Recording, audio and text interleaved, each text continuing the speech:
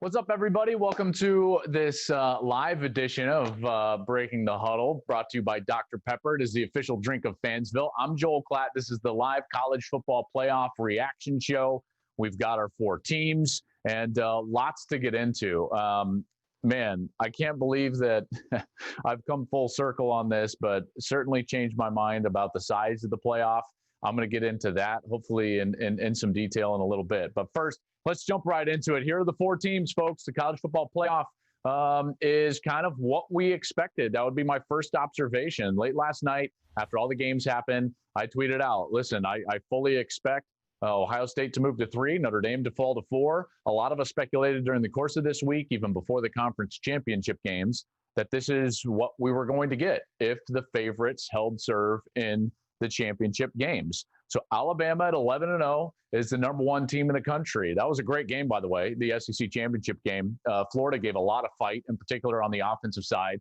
And as invincible as Alabama seemed to be in the last few weeks of the regular season, really since halftime of the Georgia game, and even through, let's be honest, the first half of that SEC championship game, there may be some vulnerabilities. Now, I think they're still, and rightly so, the number one team in the country, but defensively now we've seen quality quarterbacks be able to get loose on them, good game plans, get loose on them, giving up a lot of yards. I remember a time not too long ago when people who are very unbiased and with a critical eye told me that a score like last night's SEC championship game was an indictment on defense for that entire conference, which of course is absurd. The notion that defenses can be indicted because offenses are playing at an incredibly high level is an absurd take. And those of you that adopted that in order to bash conferences like the Big 12 now are seeing the opposite side of that coin. These offenses are tremendous. I love watching Alabama. I love watching Kyle Trask in Florida. And seeing them compete against one another was exquisite in a large regard. I thought it was phenomenal. The plays being made, Devontae Smith, Najee Harris. It was fantastic. Just as it was fantastic when we used to see James Washington and Hollywood Brown go against each other, those two wide receivers in Bedlam, and points being thrown around, right? So, like, we've seen great offenses. My point is we don't have to indict a whole conference worth of defense because we see great offenses out there executing at a high clip. So that would be kind of my first takeaway from Alabama being at number one, rightly so, although we'll see what that injury up front for them on the offensive line brings in the playoff. There are some vulnerabilities now with these offenses like Ohio State, even though they didn't look great yesterday, more on that in a bit. But certainly Clemson with Trevor Lawrence. Can these offenses, if they do get matched up in the championship game, take advantage of Alabama's secondary? And I think that there are places where you can. So they're number one. Clemson number two. If Lawrence is on the field, it's hard-pressed not to give them the nod as maybe the best team in the country with some of those vulnerabilities I was talking about on Alabama's defense. We're going to get more into the breakdown of these four teams later. I'm going to do a whole separate show where we're going to break down film of all four playoff teams, and I'm going to show you what makes them strong, maybe where are the areas that they need to get fixed before these games, but that's going to be a fun show. And when I do break down Clemson, by the way, you'll see that when Lawrence is on the field, man, they are dangerous, very dangerous. And when they're healthy on defense, that's a very good defense that can run to the football. They're physical, they're fast, and they've got playmakers. So they're going to be a really tough out in this playoff. Ohio State at number 3, and rightly so. There's a lot of people shouting about number of games, but that's just shoe on the other foot type of a deal. Any program in the country, any fan base in the country, any fan base of a conference throughout the country, if you only had the 6 games, through no fault of your own, let's be honest, and with the resume that Ohio State has, and with the roster that they have, you, of course, would be like, well, yeah, of course they're the third-ranked team in the country. And I dropped them to number 3, by the way, after yesterday's Big Ten championship game, because I didn't think that they played all that great, in particular on offense without Chris Olave. More on that in just a moment. But this whole notion that, like, they only played 6 games, oh, clutching at our pearls, like, save it. Like, let's be honest. If we're going to have this type of a playoff with the 4 best, then Ohio State is clearly one of those teams. Then the one that I guess is controversial, I don't think it is, but Notre Dame at 4. It's what I fully expected last night when I went to bed. When we woke up this morning, when we got into the selection show, that's what we were given, and rightly so. Their resume demands that they be in that spot over the teams that they were compared with. Point blank. There's really very little argument for Texas A&M. Small argument, but very little argument for Texas A&M. I understand that they're upset, and if you're an Aggie fan, you should be upset. I get it, right? It's a beauty contest. It's a resume contest. But on that note, A&M really doesn't hold a candle from a resume perspective to Notre Dame. You just look at the teams that they beat. You look at the game that they actually lost. I think pretty clearly Notre Dame earned their way into that spot over Texas A&M. Texas A&M 8-1, Notre Dame 10-1. By the way, Jimbo was one of the ones out there clamoring about number of games played. Notre Dame played 2 more games than you did. They have 2 more wins than you did. In fact, the teams that they beat had a cumulative 43 wins against other opponents. A&M, your cumulative 8 wins, won a total of 28 games. 28. By the way, Ohio State's 6 wins, won a total of 23 games on the other. So, A&M, I just don't. You're the 5th ranked team in the country, and rightly so. Okay, Aggie fans are going to be very upset at that. Very upset. But it is what it is. I thought that this is what we were going to expect, and then that's exactly what happened. Lots to get into, though, when you get behind that, and it doesn't have anything to necessarily do with the playoff, but then again, it does. Let's go to the fact that Cincinnati was at 8 and not 6. So clearly, the committee did not consider them at all in the conversation of the 4, 5, 6 placement at all. Cincinnati was not on the table for the 4th spot, period. And all they fought for, Luke Fickell fought for, his players fought for, when politicking and when talking about it, was we feel like we just deserve consideration. Holly Rowe talked about that in her report from Cincinnati. And I fully support that notion that they deserved consideration, and they did not get considered, period. That's a problem. We're going to hopefully try to fix that with some suggestions here a little bit later in the show. But the group of 5, folks, point blank, period, has 0 path to the playoff. This playoff, in some respects, has been a total sham in that it was sold to us as greater access for everybody, when that's not the case. That's clearly not the case. This is a Power 5 invitational. You don't even have to win your conference. You don't have to win your conference championship game. They're probably going to take a look at recruiting rankings. They're probably going to take a look at just who the best players on your team are. And if they're really good and maybe potential first-round draft picks, we're just going to assume that you're a great team and probably better than other teams comparatively around you. It's a beauty pageant and an invitational. That's what we have created. This is not access for everybody, period. Cincinnati was not considered, and they should have been. The wins that they had, the teams that they faced, the defense that they played, they're the only other team in the country beside Clemson that was in the top 20 in total offense, total defense, scoring defense. I mean, that's a good resume, right? And I feel bad for Cincinnati, and this just proves, if you're a group of 5 fan out there, if you root for a school like Cincinnati or Coastal Carolina sitting at 12, totally disrespected, then point blank, you have 0 path to the playoff. We'll fix that hopefully in a little bit. I thought the 2 most overrated teams in these final release rankings were Florida and Iowa State. Iowa State sitting above Indiana, I think is quite laughable. Indiana's lone loss was to your number 3 team in the country at Columbus, in a game in which they only lost by 7. Michael Penix was amazing in that game. I mean, how is Indiana behind Iowa State? Iowa State lost to Louisiana, who lost to Coastal. Coastal's, I mean, see, again, it just, None of it makes sense. It's a beauty pageant, it's an invitational, and they're going to use whatever excuse that they want to use in order to rank the teams where they're at. Last point just on this, and then we're going to move forward to some other points. The committee in their final iteration of their rankings, year after year, year over year, they are always going to take the path of least resistance, always. And this is the least controversial path that they could potentially take.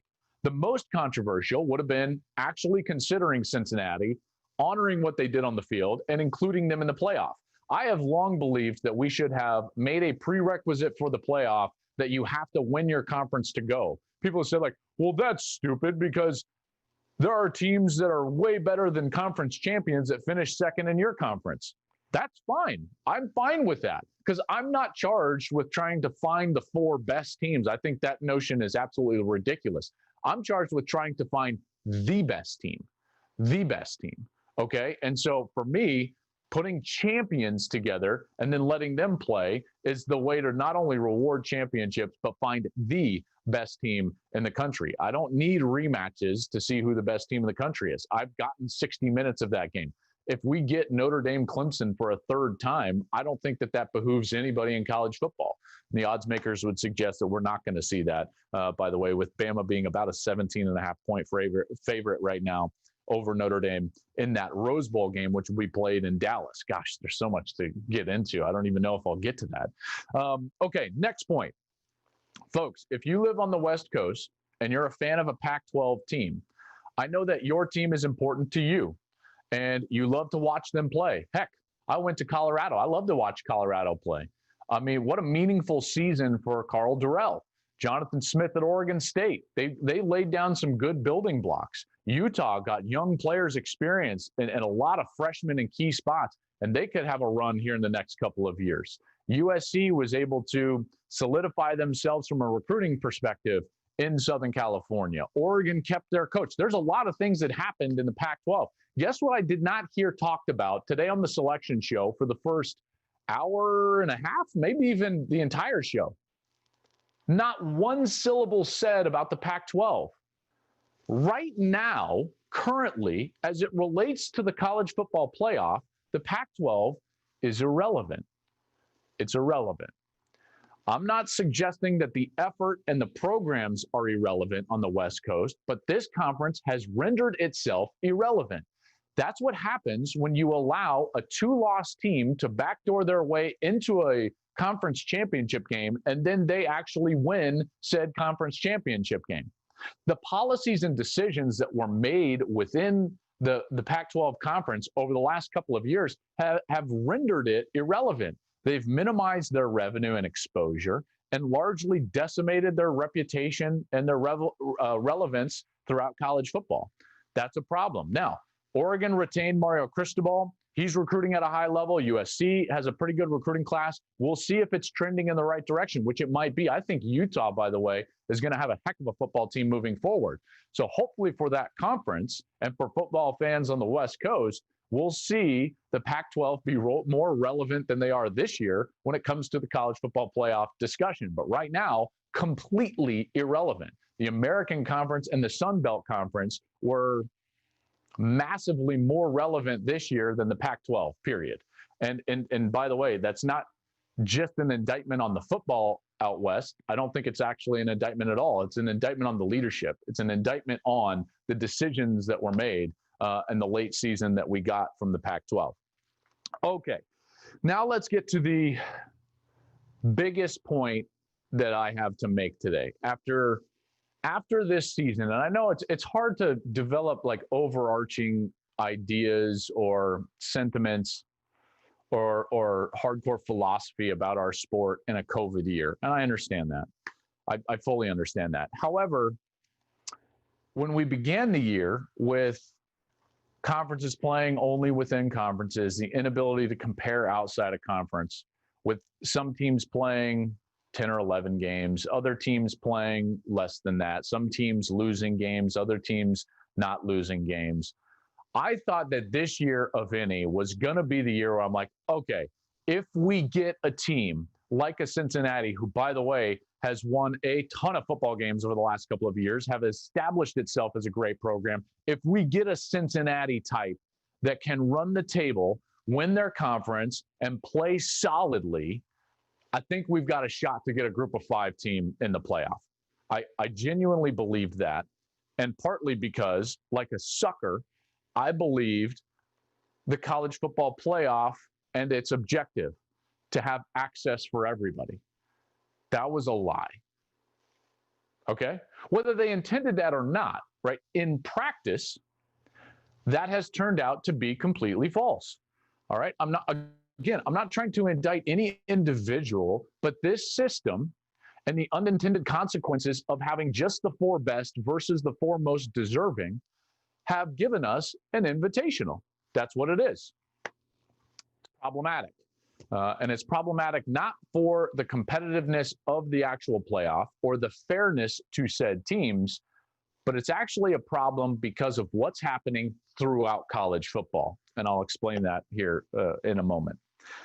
Right now, with the college football playoff being 4 teams, we have consolidated and distilled all of the relevant goals for any program or individual in the sport down to only this compact little 4-team playoff. That's the only thing that's important anymore.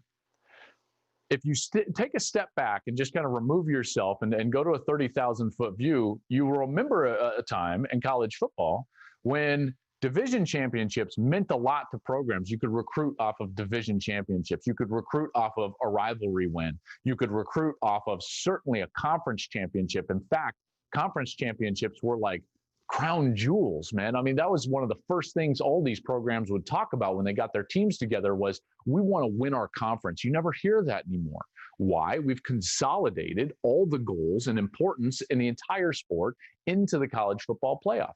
It has removed the incentive structure, the positivity, and the goals from everything else. Right? Bowl games used to mean something. People would hang banners for bowl games, in particular, based on the prestige of that bowl game. You could recruit based on bowl games, right? You had programs all over the country that could form and develop identities based on a defined success that they could achieve. And darn it, that was pretty good. That was pretty good. It is unquestionably the second most popular sport in the country. Now, here's what we have, and this is what I'm struggling with. And forgive me because I'm just working through this, okay? And we're going to work through it together.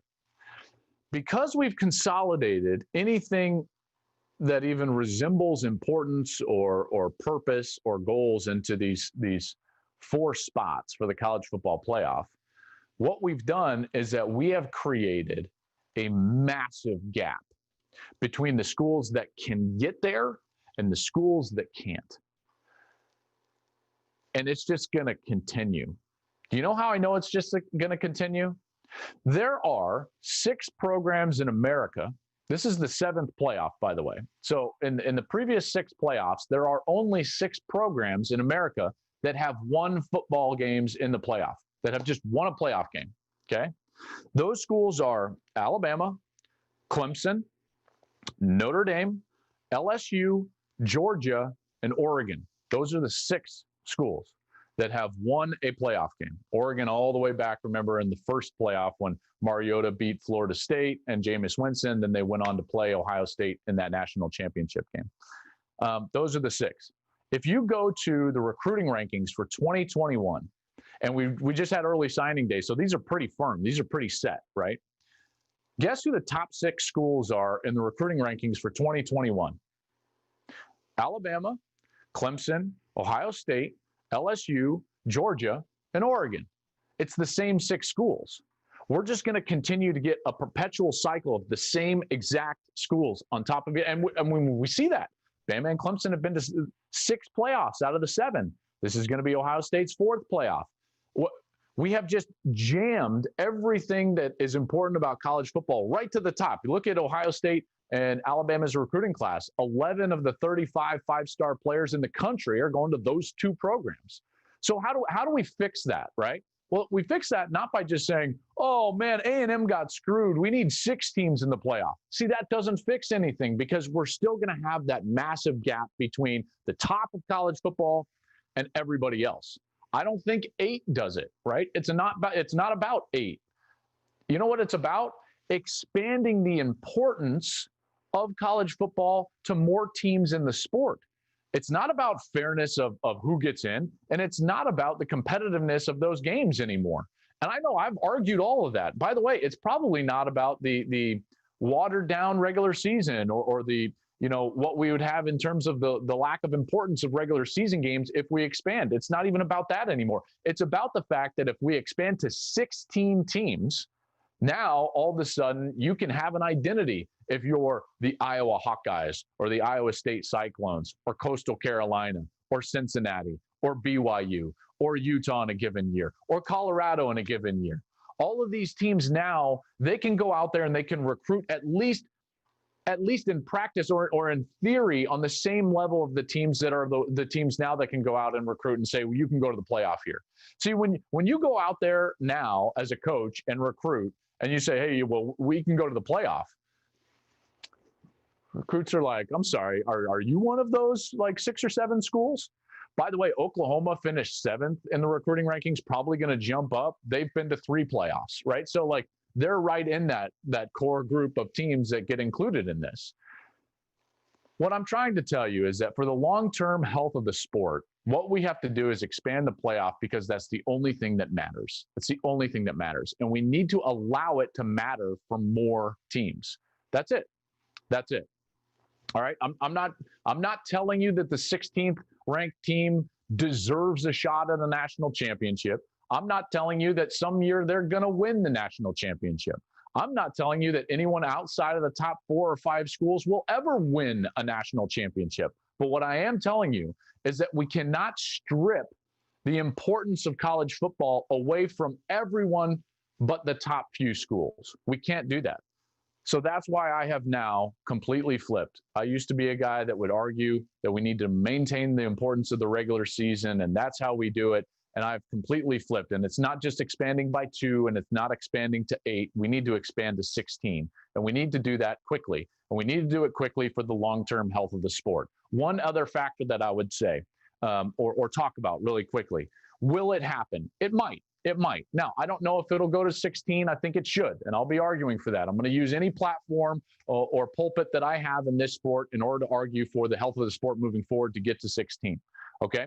I'm going to do that. I don't know exactly what that looks like yet. I don't know the exact concrete criteria, but I'm going to start working through it philosophically and hopefully have something for you guys here in the offseason. I will tell you, though, will the playoff expand? Let's just answer that question. Will the college football playoff expand? Yes. It's absolutely going to expand. I don't know by how many, but it's absolutely going to expand. And you might be thinking, well, yeah, we're all upset. No. It's not about sentiment and it's not about pressure. The college football playoff will expand because of revenue. I hate to be the pessimistic guy, but that's the reality of it. College football programs and intercollegiate athletic programs across the country have been decimated from a revenue standpoint this year because of COVID. Decimated. Some schools have lost upwards of 60 to 65% of their revenue. I heard a number from a school that they were going to lose $62 million of revenue because of COVID this year. $62 million. If you care for intercollegiate athletics as a whole at all, you realize that they're going to have to try to recoup some of that revenue. And even though as kids we were all told that money doesn't grow on trees, in the world of sports broadcasting, it absolutely does. In the world of television rights, it absolutely does. Just ask the NFL. They can pull a game out of thin air, put it on Thursday night, and bam, the money tree shows up to the tune of billions of dollars. The college football playoff expanding is the money tree that intercollegiate athletics desperately needs moving forward. So will we have an expanded playoff? You bet we will. You bet we will. And I think it would also, and this is the selfish part, I think it would behoove college football in general if they had multiple networks as a partner, because then we could perpetuate the building up of the sport, the building towards the championship. It's one of the reasons why the Super Bowl has gotten so big and the NFL has gotten so big, is that every major network that carries the sport builds towards the Super Bowl, because they know in future years they'll get the Super Bowl. And so it's just a never-ending promotion wheel for the NFL from every carrier. I think that would benefit college football in a great way. There was a lot to dive into there. I hope you enjoyed the show. I know that we didn't even get to some things, but let's just quickly define what we learned today. One, we got the 4 teams that we expected. Did A&M have a legitimate consideration, or did they have a legitimate gripe? No, I don't think that they did. I think Notre Dame 10 out of 10 times would have been my vote for number 4. Did Cincinnati get screwed? Absolutely. And why? Because the only thing that they asked for, which was consideration for the spot, was not given. They were absolutely not considered whatsoever. Because of that, we have a massive problem in college football, and that problem needs to be solved by expanding access to the only thing that's important in our sport anymore, which is the college football playoff. That's going to do it, folks. Man, it's been an unbelievable season. Like I said, more content coming. I'm going to break down all 4 teams in the college football playoff, and we're going to do shows right here online. And I can't wait for these games. They're going to be great games, by the way. If you just pull yourself back and be like, okay, now let's stop being frustrated and look forward to these games. Love the games. Can't wait to see Bama and Notre Dame. Can't wait to see the rematch of Clemson and Ohio State. That'll do it for me. I'm Joel Klatt. This has been Breaking the Huddle. This has been a college football playoff reaction show, and it's been brought to you by Dr. Pepper. It is the official drink of Fansville.